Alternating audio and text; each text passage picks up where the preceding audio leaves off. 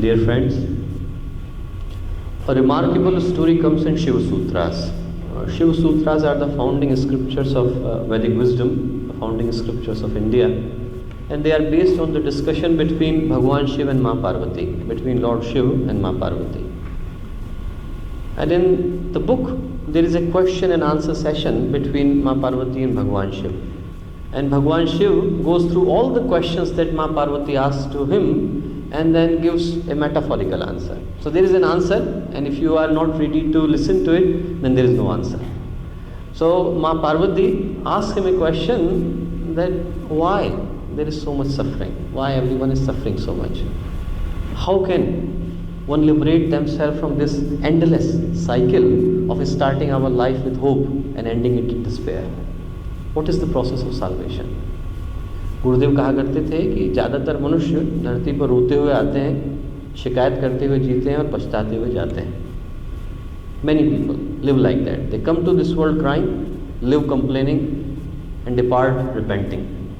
Whether we are one of them. And Lord Shiva answered to that question that Ma Parvati asked him in a very wonderfully metaphorical manner. He says that at the beginning, I divided every soul into two halves. At the beginning, I divided every soul into two halves. I kept one with me and I left other to take births. That's it. That's the answer. So if you listen carefully, then you would get the gist of the message. What he is trying to say that all of us are incomplete and we are trying to find completeness in another incomplete soul. When we are searching for happiness in others, what we forget that they are also searching for happiness in us. And if we had it, we would not be searching it on the first place. There is a rule in this world, we only give it to others what we have inside. We have got happiness inside, we give it to others. We have got contentment inside, we give it to others. We have got harmony inside, we give it to others. But if we have got conflict inside, we give that to others. We have got complaints inside, we give that to others. We have got confusion inside, we give that to others. When we hurt other people, we are hurting them because we are hurt inside. And that is the rule of the world. You need to have satisfaction, you need to have contentment, you need to have harmony within to spread harmony to other people. And essentially that is the message of the story. The message of the story is that the sense of completeness can only be achieved by uniting with the other half that lies with the divine. Otherwise, this search of happiness continue to provide us with futile outcomes. We are searching for happiness at one place, then another place, in cars, in objects, in houses, in relationships, and this list goes on. The gist of the message is that to have absolute bliss in the life, to have this painless state of harmony, to have balance within, we have to travel beyond us. We have to go deep inside us. We have to forget about all other journeys and we have to go inside to find the happiness within. And that is the message. But unfortunately, when you look, as humanity, all the travel that we have done together, all the roads that we have mapped together as mankind, it's only been an outward journey. Nothing wrong with it, but it's only one direction.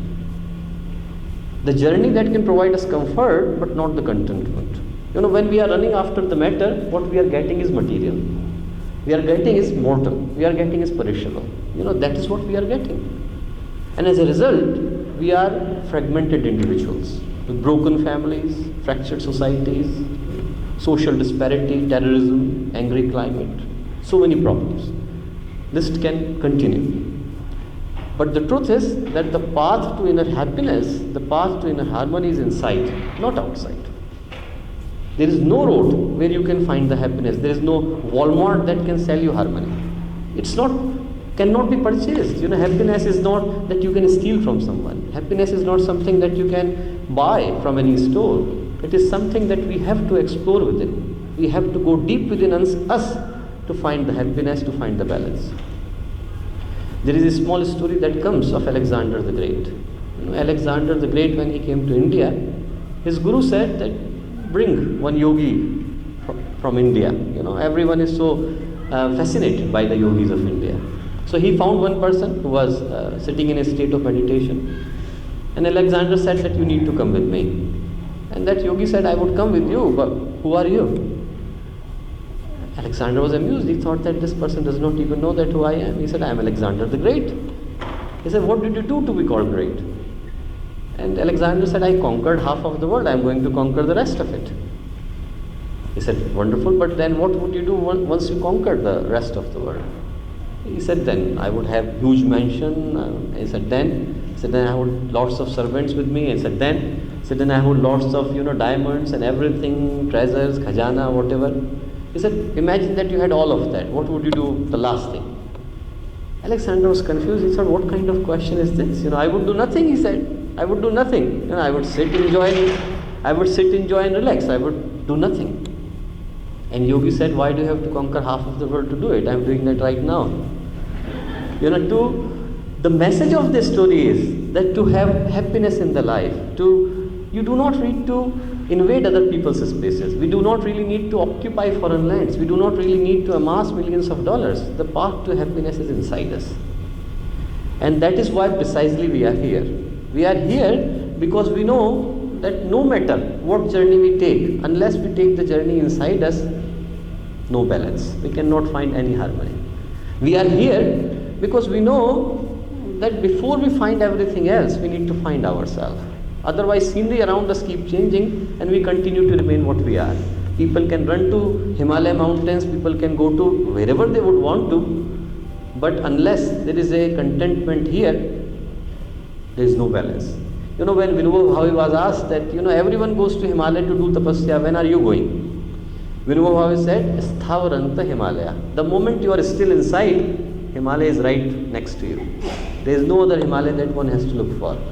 Moment there is contentment that you have find inside, there is no other journey we have to take. And that is the reason why we are here.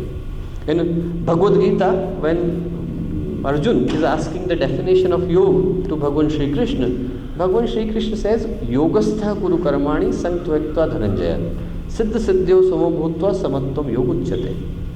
Samatvam Yoguchyate. Yoga is nothing but the harmony inside. That's it.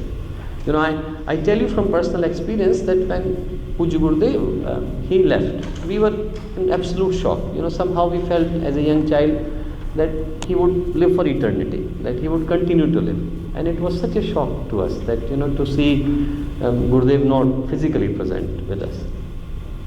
And it just was such a shock that, the older people would know that I was literally living like a hermit, not wearing much and was walking bare feet, not eating much. And Mataji called me. When it continued for a couple of months, then Vandaniya Mataji, she called me. And she said, why are you doing that? And I said that I wanted to have balance inside. I wanted to do tapasya and I want to go inside. Then Mataji told me a story that I would share with you. Mataji said that there was a prince at the time of Lord Buddha. His name was Shrotra. And Shrotra was a very famous prince. He was very rich and spoiled. They say, the scripture say that he was so rich that the 7-story building was all made up of gold. So when he received, this discourse from Lord Buddha, he became a monk. And moment he became a monk, he started to do exactly opposite. So like everyone would walk on the normal road, he would walk in the bushes. Everyone would eat normal food, he would not eat for months. So from this extreme to that extreme. And his health started to decline. So when Gautam Buddha heard that, Gautam Buddha came to see him. And Gautam Buddha said, Shrotra, you are a very good player of Veena. Veena is like Indian guitar for small children. Veena is like Indian guitar. So he said, you are a very good player of Veena. Shrotra said, yes, Bhagavan, I was. He said, when you were playing Veena, if strings were too tight, what would happen? He said, music won't come. He said, if strings are too loose, what would happen? He said, music won't come. He said, to have music in the instrument, it needs to be perfectly balanced. He said, same is with the life. To have music in the life, Jeevan mein taal, to have music in the life, it should be perfectly balanced. So when we are talking about harmony, what we really need to think about, to have balance in all dimensions of the life. No one has to leave everything. No one has to run from anything. No one has to leave their jobs, employment, the commitments and obligations that you already have. It's just to be where you are, but to have balance inside, just to have that harmony inside. And that is the journey we are supposed to take in these 4 days. And I would really appreciate if we focus on this aspect, because the idea of this camp is to allow everyone to go deep inside them, to learn what you have not known about yourself, to explore what you have not explored about yourself, to discover what you have not discovered about yourself. And I think the moment we are ready to take that journey, music comes. Light comes from within. A new exploration, new possibilities, new potential, new revelations, they emerge because we are ready to commit and embrace infinity. And that is the possibility that we are talking about. And I hope that everyone can take this opportunity to go deep inside them, to explore the possibilities that we all have got inside. Before I finish, I would like to congratulate the youth volunteers here. And they when I see them, I remember a story of Mahabharata. Mahabharata, when it's a small story, Mahabharata actually when Bhagwan Shri Krishna was sitting on the chariot of Arjun, on the Rath of Arjun, opposite side was Karna. So when Arjun would throw the arrows, जब अर्जुन बाण चलाते थे, तो Rath used to go millions, पीछे की तरफ mile पीछे चला जाता था. And Bhagwan Krishna did not used to say anything.